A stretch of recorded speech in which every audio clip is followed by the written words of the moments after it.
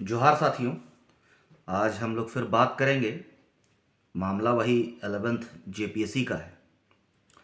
तो लगता है कि इस बार भी जेपीएससी जो है अपने इतिहास को दोहराते हुए वह फिर जीत जाएगी, क्योंकि हमारे जो बड़ा अफसोस और दुर्भाग्य है कि हमारे जो जितने भी जेपीएससी के स्टूडेंट्स हैं, कैंडिडेट हैं, वह केवल सोशल मीडिया में कमेंट मात्र करना जान रहे हैं और सोशल मीडिया में ही अपनी बातों को रख रहे हैं।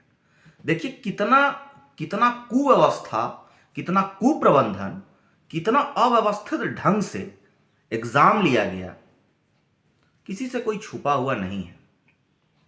मतलब कि विडंबना इतनी है कि अभी जैसा कि एक शिक्षक महोदय से भी बात हुई थी, विनय सर से, वो जेपीएससी 11 जेपीएससी मामले में केस करने के लिए जो है न्यायालय का दरवाजा खटखटाने के लिए जा रहे हैं। तो मतलब कि पिटिशनर भी बहुत कम लड़के बनने के लिए तैयार हैं। यह बहुत गंभीर मसला है, यह बहुत गंभीर मामला है। देखिए, आपको पिटिशनर बनने में जब डर लगता है ना, तो आप रोड में उतर के आप लोग क्या विरोध कीजिएगा? फिर कैसे जीतिएगा? आखिर क्या कीजिएगा? आप न्यायालयी प्रक्रिया से, संवैधानिक प्रक्रिया से अगर अपनी बातों को रखने की आप में क्षमता नहीं है, तो फिर कौन दैवीय अवतार और कौन करिश्माई शक्ति, कौन सा आपको जो है देवतुल्य अवतार जो है आपको किसी भी समस्या से जो है वो निकाल सकता है? मैंने पहले भी अपने वीडियो में कहा था कि देखिए, लड़ाई आपकी है तो आपको सहयोग देना होगा, आपको सामने आना होगा। आप लड़ नहीं सकते तो लिख कर विरोध कीजिए। आप लिख नहीं सकते तो कम से कम जो लड़ रहा है, जो आवाज उठा रहा है, जो लिख रहा है, उसका सहयोग तो कीजिए। आप सहयोग भी नहीं कर सकते हैं तो कम से कम साथ दीजिए। साथ नहीं दे सकते हैं तो कम से कम किसी को आप हतोत्साहित न कीजिए। देखिए कितना बड़ा मैटर है कि जैसा कि सेट बी का मामला, 22 क्वेश्चन रिपीटेड मामला, जिन जिन विद्यार्थियों का सेट बी होगा और खास करके जिनका सेंटर विनोबा भावे विश्वविद्यालय हजारीबाग में था, बीबीयू में, उन सभी विद्यार्थियों को एक साथ आकर जो है प्रेस कॉन्फ्रेंस के माध्यम से अपनी बातों को रखना चाहिए। किसी विद्यार्थी ने जो मामला है ऐसा, मुझे नहीं लगता है कि विद्यार्थियों ने अपनी एकता का परिचय दिया, इसमें नहीं दिया है। देखिए अच्छा नहीं लगता है बोलने में। आप लोग सभी बहुत सहयोग करते हैं, कमेंट में बहुत सहयोग करते हैं, वीडियो में सहयोग करते हैं, लेकिन फिजिकली आपको सहयोग करना होगा। अगर जेएसएससी सीजीएल में लड़के फिजिकली प्रोटेस्ट नहीं करते, फिजिकली सहयोग नहीं देते, तो शायद सीजीएल का परीक्षा कभी रद्द नहीं होता। तो मुझे लग रहा है कि जेपीएससी फिर बैकफुट पे नहीं आएगी और रिजल्ट दे देगी, क्योंकि जेपीएससी जो एस्पिरेंट्स हैं, जो जेपीएससी के कैंडिडेट हैं, वो पिटिशनर भी नहीं बनना चाह रहे हैं। तो आपको आगे आना होगा, पिटिशनर बनना होगा। कल जो है, जहां तक मुझे पता है कि कल जो है वकील साहब से मिला जा रहा है। अशोकनगर में उनका आवास है। वकील साहब से सर लोग मिल रहे हैं और सभी स्टूडेंट से मेरा यह निवेदन रहेगा कि जाइए और एक बार फिजिकली वहां उपस्थित होइए, अपनी समस्या को बताइए और पिटिशनर बनिए। आप अगर पिटिशनर नहीं भी कोई बनना चाहता है तो कम से कम आप जाइए, फिजिकली वहां एकदम जाइए, क्योंकि लड़ाई आपकी है तो आपको पहुंचना होगा, आपको सहयोग देना होगा, आपका समय देना होगा। सेट बी का मामला बहुत बड़ा मामला था। कुव्यवस्था आप देख जान ही रहे हैं, कुप्रबंधन कितना हुआ है। किसी भी एग्जाम में कम से कम पीटी एग्जाम में 45 दिन का समय दिया जाता है, 15 दिन में आनन फानन में एग्जाम ले लिया गया, यह भी पॉइंट है। सेट बी का मामला है। धनबाद का मामला है कि धनबाद में जो है सेकंड पेपर हुआ ही नहीं सेंटर में। एक सेंटर में 500 विद्यार्थियों ने एग्जाम नहीं दिया। ठीक है। और जैसे हाल ही में जेपीएससी ने जो मॉडल आंसर की जारी किया है, उसमें तकरीबन जो फर्स्ट पेपर है उसमें 12 क्वेश्चन जो है, 12 क्वेश्चन का आंसर जो है वो गलत दिया गया है। जो सेकंड पेपर है उसमें भी तकरीबन 2-3 आंसर जो है वो गलत दिया हुआ है।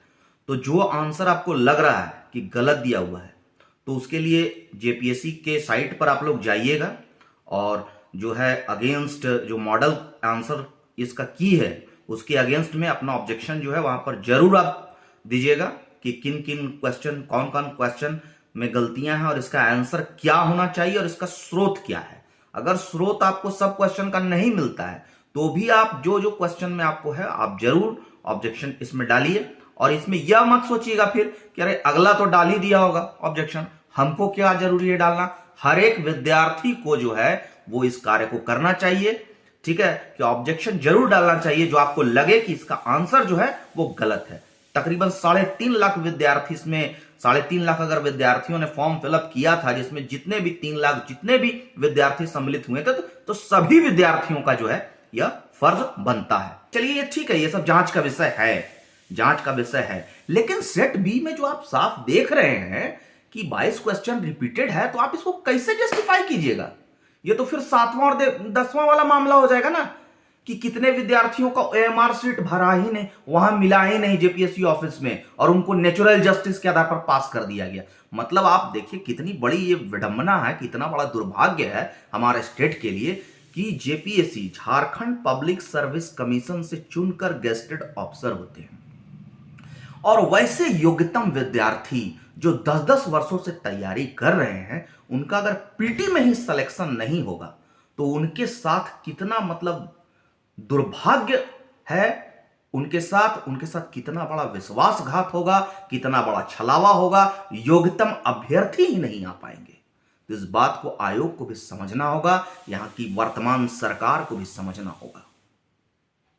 मैं आयोग की अध्यक्ष महोदया से यह बड़ा ही नम्र अनुरोध करूंगा कि इस पर संज्ञान ले कि योग्य अभ्यर्थी अगर आपका सीओ नहीं बनता है, वीडियो नहीं बनता है, डिप्टी एसपी नहीं बनता है और उसके जगह पे जो क्षमतावान है, जो योग्य है, उसके जगह दूसरा कैंडिडेट बनता है, तो ये सोचिए वह राज्य जो है, उस राज्य की दशा और दिशा किधर जा रही है।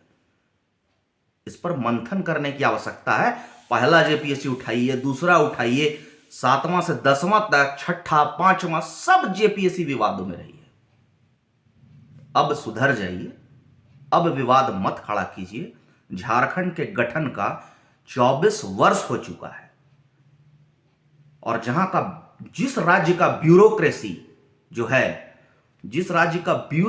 जो है इतना अव्यवस्थित ढंग से आएगा, भ्रष्टाचार में संलिप्त होकर आएगा, योग्य कैंडिडेट छान कर नहीं आ पाएंगे, तो उस राज्य की दशा और दिशा किधर जाएगी? क्योंकि स्थायी कार्यपालिका जो ब्यूरोक्रेसी होती है, जो प्रशासक होते हैं, उन्हीं पर पूरा प्रशासन का, राज्य के संपूर्ण प्रशासन का जो है भार होता है, वो एक केंद्र बिंदु के समान कार्य करते हैं। इसलिए सारे जेपीएससी के कैंडिडेट को मैं कहूंगा कि कल केस के लिए जा रहे हैं तो आप अपनी उपस्थिति जरूर दर्ज कराएं और साथ ही साथ फिर जो है क्या जेपीएससी आयोग के विरुद्ध में या इस लड़ाई को किस ढंग से लड़ा जाएगा, संवैधानिक रूप से किस प्रकार इस लड़ाई को आगे बढ़ाया जाएगा, तो जब तक आप लोग एक जगह मिलिएगा नहीं तब तक किस प्रकार जो है इसकी दिशा और दशा निर्धारित होगी कि कैसे जो है अपने आवाज को रखना है, संवैधानिक रूप से आवाज को अपना रखना है। इसलिए मैं चाहूंगा फिर से मैं पूरे कैंडिडेट को, जेपीएससी के पूरे स्टेट के जितने भी कैंडिडेट हैं, हर जिला में रहने वाले कैंडिडेट जिनको लगता है कि हमारे साथ गलती हुई है, हमारे साथ अन्याय हुआ है, ये अनफेयर ढंग से एग्जाम जो है उसको कंडक्ट किया गया है, तो अपनी आवाज को बुलंद करने के लिए अपनी आवाज को बुलंद करें, अपने बातों को रखें, अपनी समस्याओं को रखें और जो है अगर न्यायालय में आपको विश्वास है और न्यायालयी प्रक्रिया में जो आस्था रखते हैं और न्यायालयी प्रक्रिया के माध्यम से जो लड़ाई लड़ने की जो शुरुआत की गई है उस पर अपना पूरा सहयोग दें। हम लोग फिर बात करेंगे इस पर, पहले हम लोग मिलते हैं। जोहार झारखंड, जय झारखंड।